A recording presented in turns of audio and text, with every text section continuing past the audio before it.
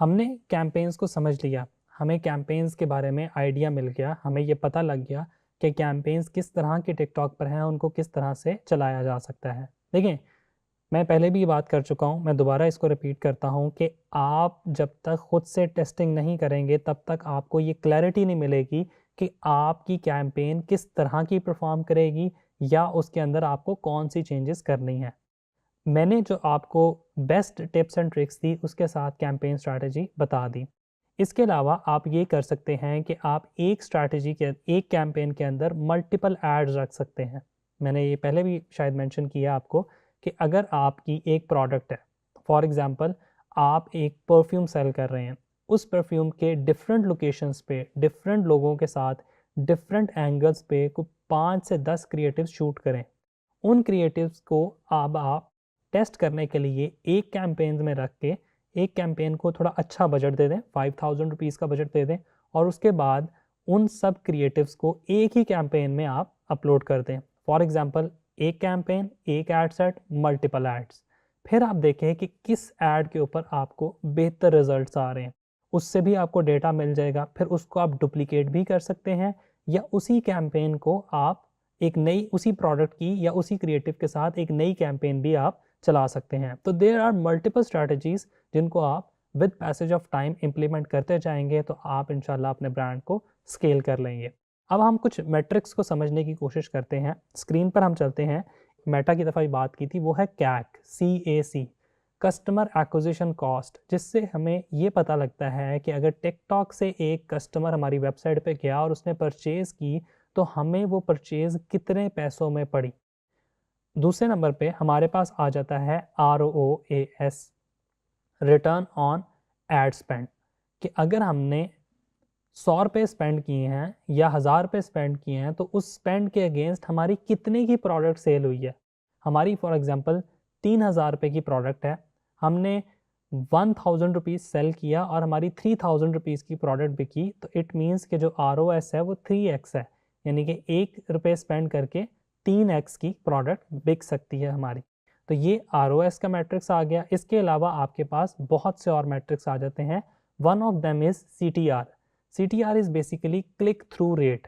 Click through rate का मतलब ये है कितने ऐसे लोग हैं जो क्लिक करके आपकी वेबसाइट पे गए और इन कंपैरिजन उनमें से कितने लोगों ने बाय किया। हम एड्स मैनेजर पर वापस आते हैं और यहाँ पर आके देखते हैं कि जब आप कैंपेन्स में आते हैं, अब ये आपके सामने एक ऐसा अकाउंट है जिस पे मल्टी लेवल आपकी स्पेंडिंग हो चुकी है, जिस पे बहुत ज़्यादा पैसे स्पेंड हुए हैं। अब यहाँ पे आपको नज़र आएगा कि अगर कैंपेन चल रही है तो उस कैंपेन के अंदर क्या क्या स्टैट्स आपके सामने आते हैं और आप उसको किस तरह से मॉनिटर करते हैं। सबसे पहले आपके पास स्टेटस आता है कि एक्टिव कौन कौन सी कैंपेन्स हैं, आप उनको यहाँ से डीएक्टिवेट कर सकते हैं। फिर आपके पास यहाँ बजट आ जाता है, कॉस्ट आ जाती है कि आपकी एक परचेज पे कितनी कॉस्ट आई।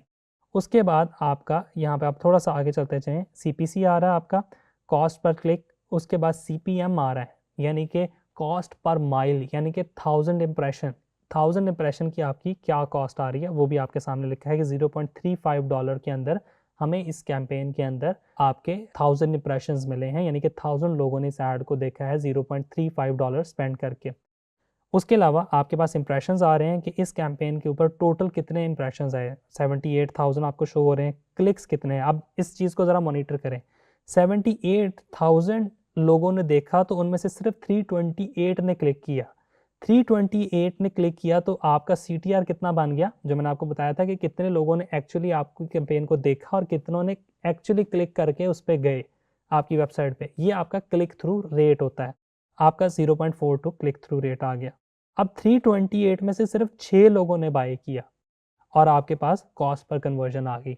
अब यहाँ पे आपको बहुत मज़े का फैक्ट पता लग रहा है कि जितनी मैक्सिमम रिलेटेड ऑडियंस तक आपकी ऐड पहुँचेगी उसमें से बहुत कम लोग होंगे जो आपकी वेबसाइट पे जाएंगे और उसमें से भी बहुत कम लोग होंगे जो एक्चुअली परचेज करेंगे। अब आप देखें 78,000 में से सिर्फ 6 लोगों ने बाय किया। अगेन ये वेरी करता है लोकेशन टू लोकेशन, वेरी करता है नीश टू नीश, वेरी करता है कैंपेन टू कैंपेन। अब आपको कुछ आगे कैंपेन ऐसी भी नज़र आएंगी, जैसे ये देखें 1,90,000 लोगों ने इसको देखा, 963 लोग वेबसाइट पे गए और 20 लोगों ने बाय किया तो हमारी जो कॉस्ट है वो रिड्यूस होके $1.74 आ गई।